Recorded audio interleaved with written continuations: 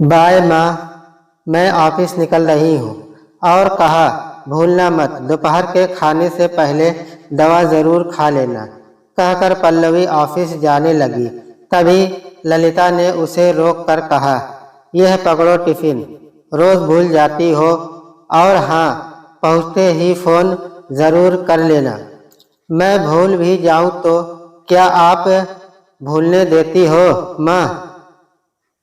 पकड़ा ही देती हो खाने का टिफिन। लाड दिखाते हुए पल्लवी ने कहा तो ललिता भी प्यार के साथ नसीहत देने लगी कि वह कैंटीन में कुछ न खाए। हाँ हाँ, नहीं खाऊंगी मेरी माँ। वैसे याद है ना, शाम को 5 बजे आप तैयार रहना, मैं जल्दी आने की कोशिश करूंगी।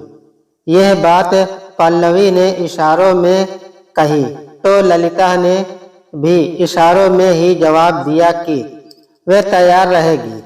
क्या इशारे हो रहे हैं दोनों के बीच?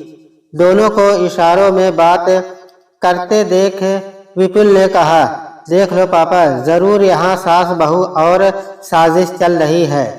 विपुल की बातें सुन शंभू जी भी हंसे बिना नहीं रह पाए, मगर विपुल को अपनी माँ के पीछे ही पड़ गया, यह जानने के लिए कि इशारों में पल्लवी ने उससे क्या कहा। ये हम सास बहू के बीच की बात है। प्यार से बेटे का कान खींचते हुए ललिता बोली। बेचारा विपुल बिना बात को जाने ही ऑफिस चला गया। दोनों को ऑफिस भेजकर ललिता 2 कप चाय बना लाई और फिर इत्मीनान से शंभू जी की बगल में बैठ गई। चाय पीते हुए शंभू जी एकटक ललिता को देख देख कर मुस्कुराए जा रहे थे। इतना क्यों मुस्कुरा रहे हो? क्या गम है जिसे छिपा रहे हो? ललिता ने शायराना अंदाज में पूछा तो उनकी हंसी छूट गई। कहने लगे, मुस्कुरा इसलिए रहा हूँ कि तुम भी न अजीब हो। अरे बता देती बेचारे को कि तुम सास बहू का क्या प्रोग्राम है। लेकिन जो भी हो, तुम सास बहू की बॉटिंग देखकर मन को बड़ा सुकून मिलता है, वरना तो मेरा सास बहू के झगड़े सुन सुन कर दिमाग घूम जाता है। हाल ही में मैंने अखबार में एक खबर पढ़ी जिसमें लिखा था, सास से तंग आकर एक बहू 12वीं मंजिल से कूद गई। और जानती हो, पहले उसने अपने 2.5 साल के बेटे को फेंका और फिर खुद कूद गई, जिससे दोनों की मौत हो गई। सच कह रहा हूँ ललिता, यह पढ़कर मेरा तो दिल बैठ गया था।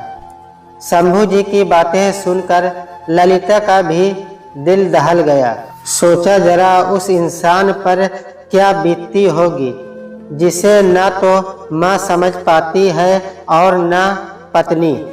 पिसता रहता है बेचारा माँ और पत्नी के बीच। हो, सही कह रहे हो आप। हमारे समाज में जब एक लड़की शादी के बाद अपना मायका छोड़कर जहां उसने लगभग अपनी आधी जिंदगी पूरे हक के साथ गुजारी होती है, ससुराल में कदम रखते ही उसके दिल में घबराहट सी होने लगती है कि यहाँ सब उसे दिल से तो अपनाएंगे ना, अपने परिवार का हिस्सा समझेंगे ना। ज्यादातर घरों में यही होता है कि बहू को आए अभी कुछ ही दिन हुए नहीं कि जिम्मेदारी की टोकरी उसे पकड़ा दी जाती है। उसे यह तो समझा दिया जाता है कि सास ससुर के साथ साथ ननद देवर और नाते रिश्तेदारों को भी सम्मान देना होगा। लेकिन यह नहीं समझाया जाता कि आज से यह घर उसका भी है और ससुराल में उसकी राय भी उतनी ही मान्य होगी जितनी घर के बाकी सदस्यों की। क्या एक बहू का ये अधिकार नहीं कि घर के हित के लिए जो भी फैसला किए जाए उनमें उनकी भी राय शामिल हो? क्यों सास को लगने लगता है कि बहू आते ही उससे उसके बेटों को छीन लेगी।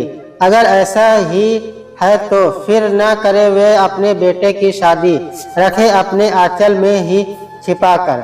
अगर शादी के बाद बेटा अपने परिवार को कुछ बोल जाए तो सबको यही लगने लगता है कि बीबी ने ही सिखाया होगा उसे ऐसा बोलने के लिए, और यही झगड़े की जड़ है। हर बात के लिए बहू को ही दोषी ठहराया जाने लगता है, और तो और उसके मायके को भी नहीं छोड़ते लोग। कहते हुए ललिता की आंखें गीली हो गई, जो शंभू जी से भी छिपी न रह पाई।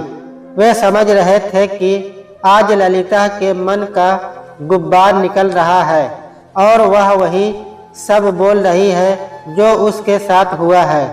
उन्हें भी तो याद है, कभी उनकी माँ ने ललिता को चैन से जीने नहीं दिया। बात बात पर ताने, उल्हाने, गाली गलौज, यहाँ तक कि थप्पड़ भी चला देती थी।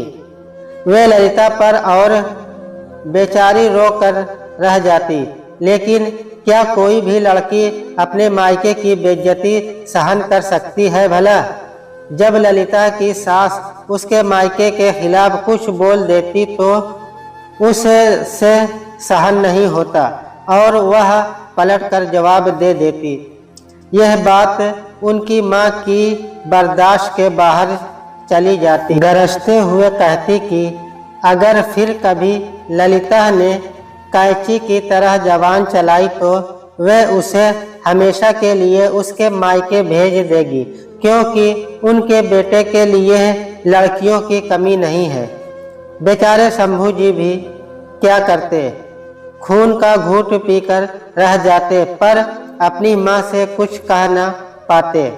अगर कुछ बोलते तो जोरू का गुलाम कहलाते, और पहले के ज़माने में कहाँ बेटे को इतना हक होता था कि वह पत्नी की तरफदारी में कुछ बोल सके। मैंने तो पहले ही सोच लिया था शंभू जी की जब मेरी बहू का गृह प्रवेश होगा तो उसे सिर्फ कर्तव्यों, दायित्व, जिम्मेदारियों और फर्ज की टोकरी ही नहीं थमाऊंगी, वरना उसे उसके हक और अधिकारों का गुलदस्ता भी दूंगी, क्योंकि आखिर वह भी तो अपनी ससुराल में कुछ उम्मीदें लेकर आएगी। और अगर तुम्हारी बहू ही अच्छे विचारों वाली नहीं आती तब कैसे निभाती उससे?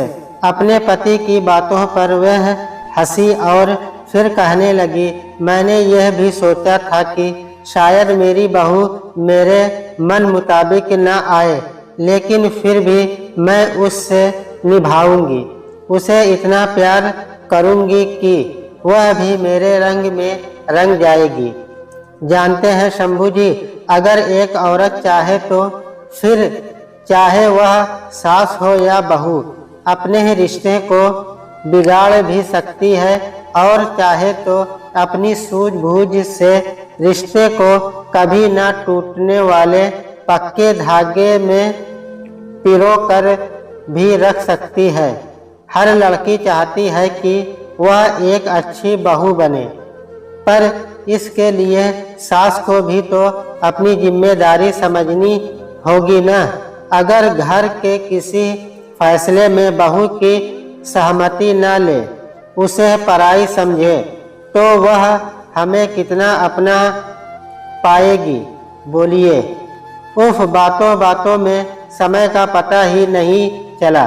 घड़ी की तरफ देखते हुए ललिता ने कहा, आज आपको दुकान पर नहीं जाना क्या? सोच रहा हूँ आज ना जाऊँ। वैसे भी लेट हो गया और मंदी के कारण वैसे भी ग्राहक कम ही आते हैं। उनका अपना कपड़े का व्यापार था। पर यह तो बताओ कि तुम सास बहू ने क्या प्रोग्राम बनाया है? मुझे तो बता दो।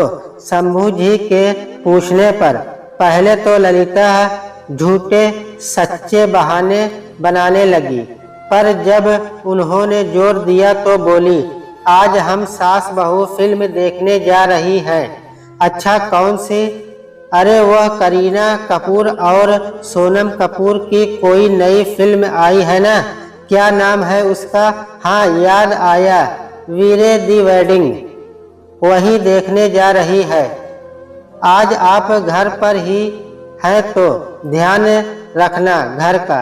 अच्छा, तो अब तुम सास बहू फिल्म देखो और हम बाप बेटा खाना पकाएं, यही कहना चाहती हो ना? हाँ सही तो है, हंसते हुए ललिता बोली और फिर किचन की तरफ बढ़ गई। अच्छा ठीक है, खाना हम बना लेंगे, पर एक कप चाय और पिला दो, शंभू जी ने कहा तो ललिता भुनभुनाई। ये कहकर कि घर में रहते हैं तो बार बार चाय बनवा कर परेशान कर देते हैं। जो भी हो, पति पत्नी अपने जीवन में बहुत खुश थे, और हो भी क्यों ना जब पल्लवी जैसी बहू हो। शादी के 4 साल हो गए, पर कभी उसने ललिता को ये एहसास नहीं दिलवाया कि वह उनकी बहू है। पास पड़ोस नाते रिश्तेदार इन दोनों के रिश्ते को देखकर आश्चर्य करते और कहते कि क्या सास बहू भी कभी ऐसे एक साथ इतनी खुश रह सकती हैं? लगता ही नहीं है कि दोनों सास बहू हैं। पल्लवी एक मल्टीनेशनल कंपनी में अच्छे पैकेज पर नौकरी कर रही थी, और वही उसकी मुलाकात विपुल से हुई, जो जान पहचान के बाद दोस्ती और फिर प्यार में बदल गई। 2 साल तक वे रोक टोक उनका प्यार चलता रहा, और फिर दोनों परिवारों की सहमति से विवाह के बंधन में बंध गए। वैसे तो बचपन से ही पल्लवी को सास नाम के प्राणी से डर लगता था, क्योंकि उसके जहन में एक आभास सा बैठ गया था कि सास और बहू में कभी नहीं पटती, क्योंकि अपने घर में भी तो उसने आए दिन अपनी माँ और दादी को लड़ते झगड़ते ही देखा था। जो वह बड़ी होती गई, दादी और माँ में लड़ाइयाँ भी बढ़ती चली गई। उसे याद है जब उसकी माँ और दादी में झगड़ा होता और उसके पापा किसी एक की तरफदारी करते तो दूसरी का मुंह फूल जाता। हालत यह हो गई कि फिर उन्होंने बोलना ही छोड़ दिया। जब भी दोनों में झगड़ा होता, पल्लवी के पापा घर से बाहर निकल जाते। नाते रिश्तेदारों और पास पड़ोस में भी तो आए दिन सास बहू के झगड़े सुनते देखते वह घबरा सी जाती। उसे याद है जब पड़ोस की शकुंतला चाची की बहू ने अपने शरीर पर मिट्टी का तेल छिड़क कर आग लगा ली थी, तब यह सुनकर पल्लवी की रूह कांप उठी थी। वैसे हल्ला तो यही हुआ था कि उसकी सास ने ही उसे जलाकर मार डाला, मगर कोई सबूत न मिलने के कारण वह कुछ सजा पाकर ही बच गई थी। मगर मारा तो उसे उसकी सास ने ही था, क्योंकि उसकी बहू तो गाय समान सीधी थी। ऐसा पल्लवी की दादी कहा करती थी।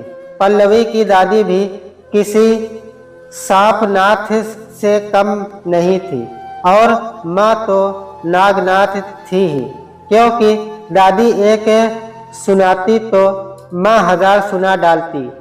खैर, एक दिन पल्लवी की दादी इस दुनिया को छोड़कर चली गई, लेकिन आश्चर्य तो उसे तब हुआ जब दादी की 13वीं पर मोहल्ले की औरतों के सामने हरियाली आंसू बहाते हुए पल्लवी की माँ शांति कहने लगी कि उनकी सास नहीं माँ थी उनकी, जाने अब वे उनके बगैर कैसे जी पाएंगी। मन तो हुआ पल्लवी का कि कह दे कि क्यों झूठे आंसू बहा रही हो माँ, कब तुमने दादी को माँ माना, मगर वह चुप रही। मन ही मन सोचने लगी कि बस नाम ही शांति है, उसकी माँ का काम तो सारे अशांति वाले ही करती है।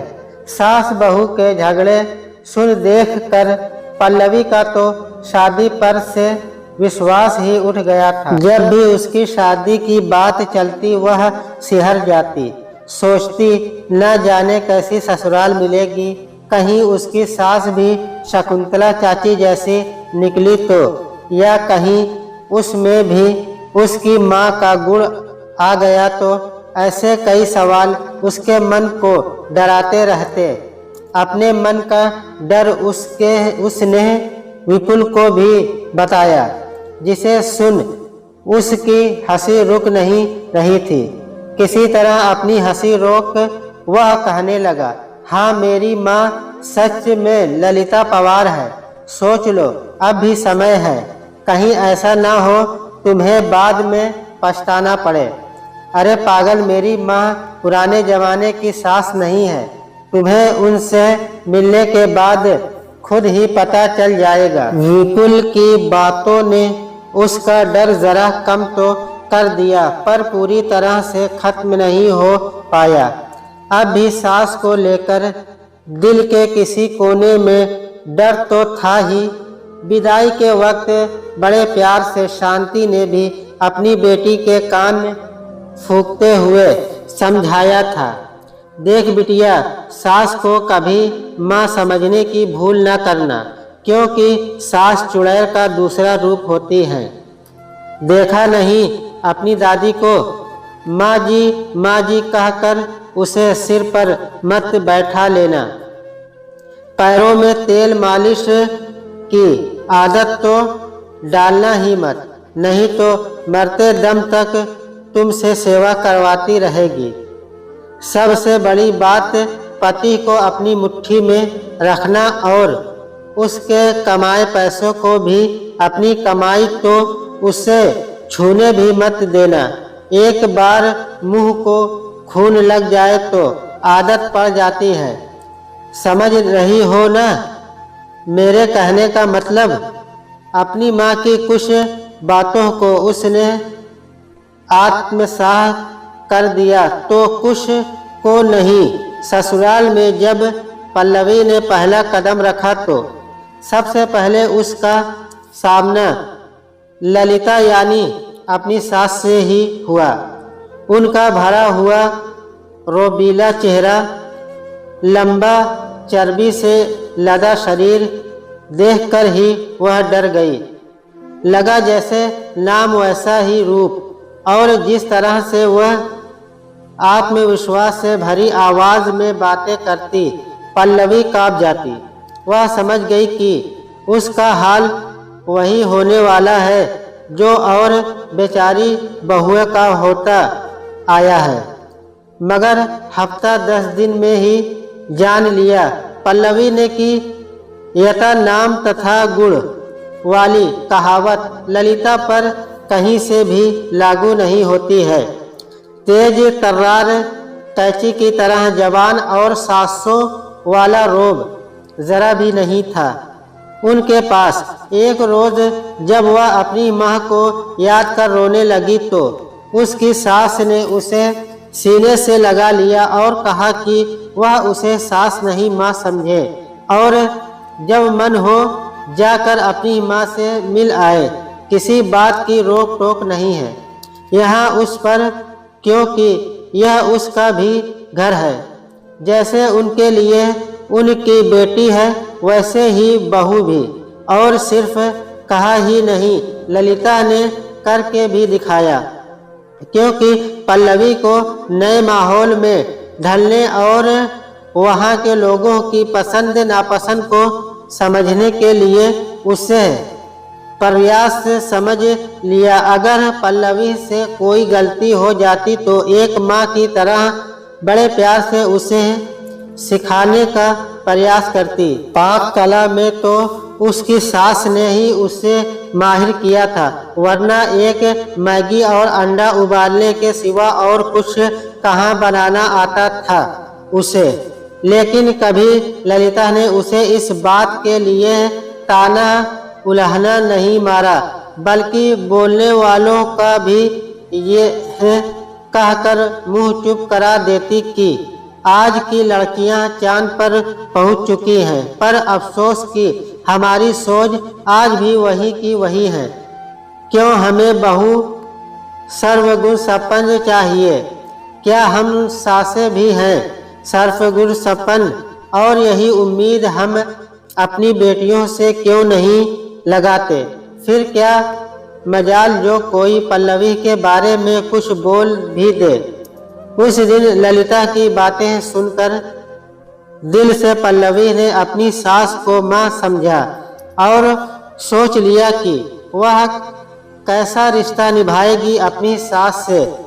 कभी ललिता ने यह नहीं बताया कि विपुल उनका बेटा है, तो विपुल पर पहला अधिकार भी उनका ही है।